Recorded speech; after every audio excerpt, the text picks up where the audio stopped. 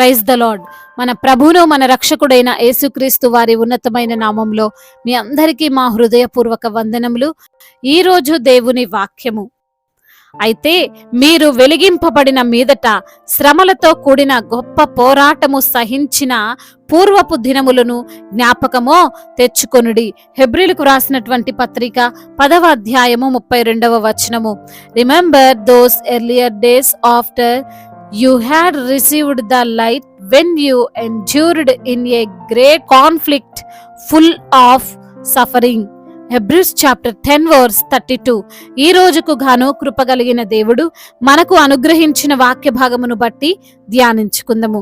ప్రభునందు ప్రియమైన సహోదరి సహోదరులారా, సర్వశక్తిమంతుడైన దేవుడు ఈ రోజు మనకు జ్ఞాపకం చేస్తున్నాడు, మరియు మనల్ని జ్ఞాపకం చేసుకోమంటున్నాడు.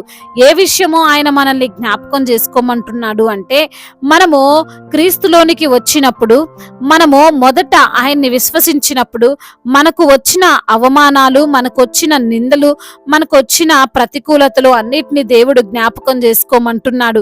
ఎందుకు? మనం భయపడ్డానికి కాదు, మనము కృంగిపోవడానికి కాదు, మనము సిగ్గుపడడానికి అసలే కాదు, మనము ధైర్యంగా ఈ రోజు జీవించడానికి, విశ్వాసముతో జీవించడానికి. ఈ రోజున నీవు నీ విశ్వాస జీవితంలో ప్రతికూలతలు ఎదుర్కొంటున్నావేమో. నిన్ను నిందించేవారు, క్రీస్తు పేరు చెప్పి నిన్ను బాధ పెట్టేవారు, నిన్ను తక్కువ చేసి మాట్లాడేవారు నీ చుట్టూ ఉన్నారేమో. భయపడకు, అస్సలు బాధపడకు. నీవు మొదట ఆయన విశ్వసించినప్పుడు వచ్చిన కష్టాల కంటే ఇప్పుడు నీ ఎదుట ఉన్నవి పెద్దవేమీ కాదు. వాటినే సహించిన నీవు వీటిని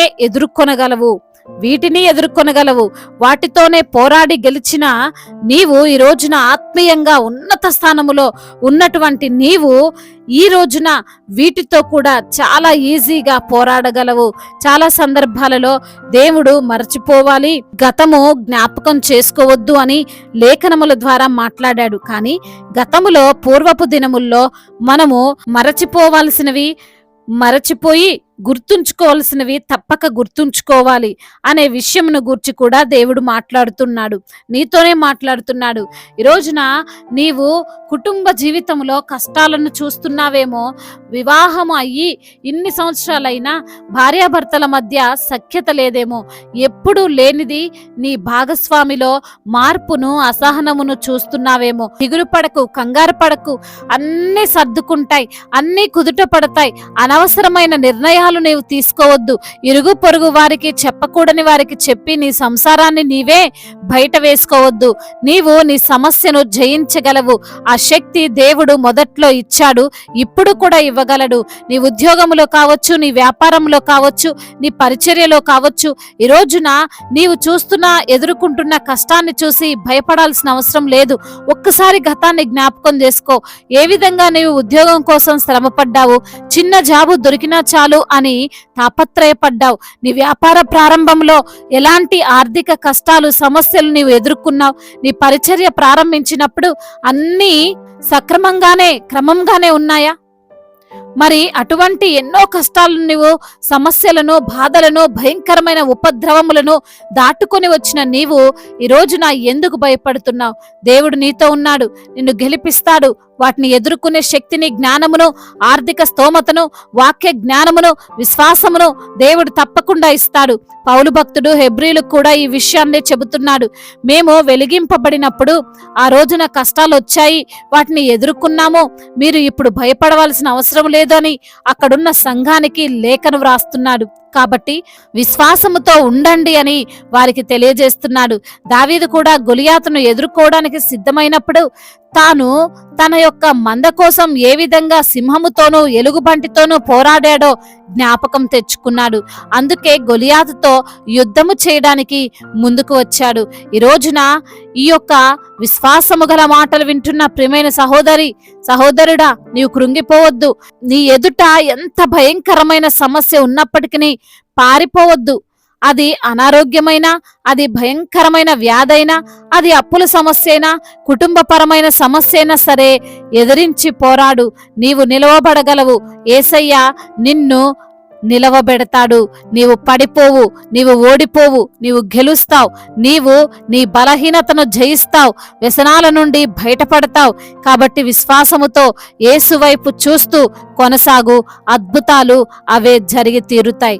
దేవుడు ఈ మాటలను దీవించి మన హృదయములో ఫలింప చేయునుగాక.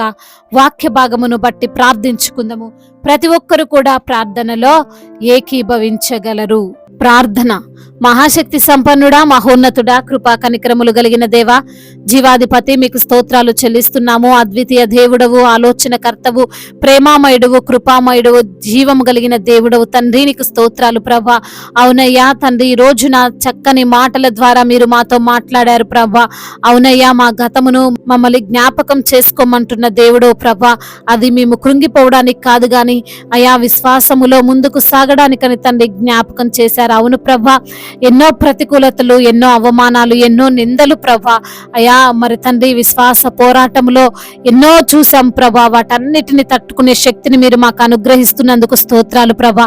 అయా వచ్చే కష్టాలు, శ్రమలు కూడా ప్రభా మమ్మల్ని ఏమి చేయలేవని తండ్రి మరొకసారి జ్ఞాపకం చేసినందుకు స్తోత్రాలు. వచ్చిన అనారోగ్యం, వచ్చిన ఆర్థిక పరమైన ఇబ్బందులు, వచ్చినటువంటి ఆ యొక్క తండ్రి ఉపద్రవములు ఏవి కూడా ప్రభా నా తండ్రి మమ్మల్ని ఏమి చేయలేవని, వాటన్నిటి నుండి మాకు విడుదలనిచ్చి మమ్మల్ని నడిపించగల దేవుడు మీరు మాతో ఉన్నారని, అయా అప్పుల సమస్య ఏమి చేయలేదని, ఆర్థిక పరమైన ఇబ్బందులు ఏమి చేయలేవని, అపవాది క్రియలు తండ్రి అయా మమ్మల్ని ఏమి చేయలేవని తండ్రి సూటిగా తేటగా మాతో మాట్లాడి మమ్మల్ని ధైర్యపరిచి బలపరిచి ఆదరించినందుకు వందనములయ్యా.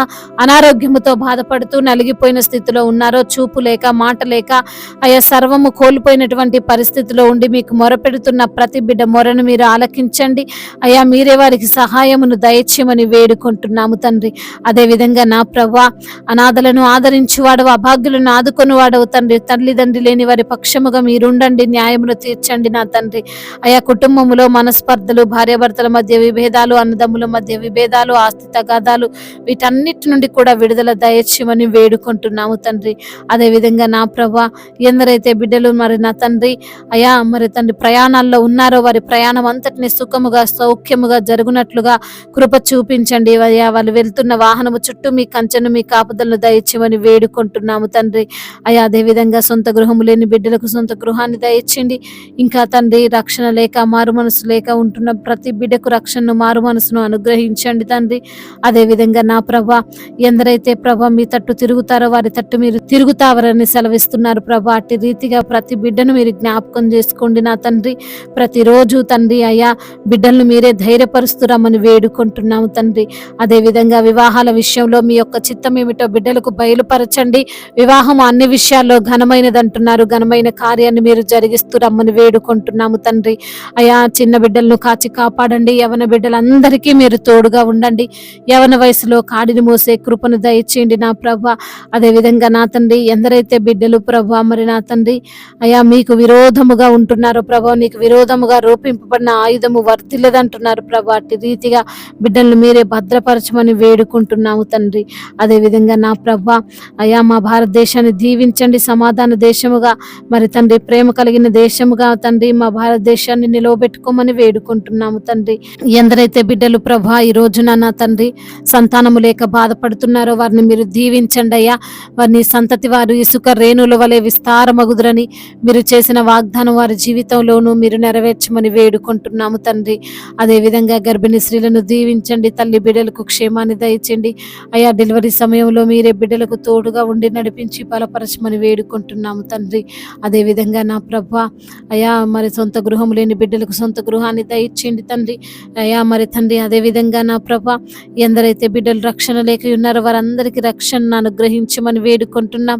అదే విధంగా సంఘాన్ని మీరు దీవించండి, సంఘానికి మీరు శిరస్సు అయి ఉండండి ప్రభా అయా. మరి తండ్రి కోర్టు కేసుల నుండి, భూతగాథ సమస్యలన్నిటి నుండి కూడా విడుదల దయచేయండి నా ప్రభా. మీ యొక్క తండ్రి కృప, మీ కనికరం వారిపైన కుమ్మరించమని వేడుకుంటున్నాము తండ్రి అయా. డ్రగ్స్ ఎడిక్షన్ నుంచి, ఆ ఫోన్ ఎడిక్షన్ నుంచి కూడా బిడ్డలకు విడుదల దయచేయమని వేడుకుంటున్నాము తండ్రి. అదే విధంగా నా ప్రభా అధికారులందరికీ మీరు తోడై ఉండమని, మీ మెండైన దీవెనలు ప్రతి బిడ్డ పైన కుమ్మరించమని వేడుకుంటూ మరి తండ్రి ఇతర దేశాల్లో ఉంటున్న ప్రతి బిడ్డకు మీరు తోడై ఉండమని, ఒంటరిగా ఉంటున్న ప్రతి బిడ్డను ఆదరించమని, బలపరచమని, ఓదార్చమని, సరిచేయమని బ్రతిమిలాడుకుంటూ వేడుకుంటూ తండ్రి ఇంతవరకు చేసిన ప్రార్థన అంతటిని మీ పాద సన్నిధిన చేర్చుకోమని మానాథుడు సర్వశక్తిమంతుడు సజీవుడు బలవంతుడైన యేసుక్రీస్తు వారి ఉన్నతమైన నామంలో ఈ ప్రార్థనను అడిగి వేడుకొని పొందుకొని ఉన్నాము మా ప్రియ పరలోకపు తండ్రి. ఆమేన్, ఆమేన్. ఈ రోజు పెళ్లి రోజు మరియు పుట్టినరోజు జరుపుకున్న వారందరినీ దేవుడు దీవించి సకల మేలులతో సకల ఆశీర్వాదములతో కృపాక్షేమములతో శాంతి సమాధానముతో మెండైన దీవెనలతో దేవుడు మిమ్మల్ని నింపునుగాక. మీ యొక్క ప్రార్థన అవసరతలను మాకు తెలియజేయగలరు. మీ కొరకు మేము తప్పక ప్రార్థిస్తాము. మొదటిసారిగా మన యొక్క ఆదరణ వాక్యం చూస్తున్నట్లయితే తప్పకుండా సబ్స్క్రైబ్ చేసుకోగలరు.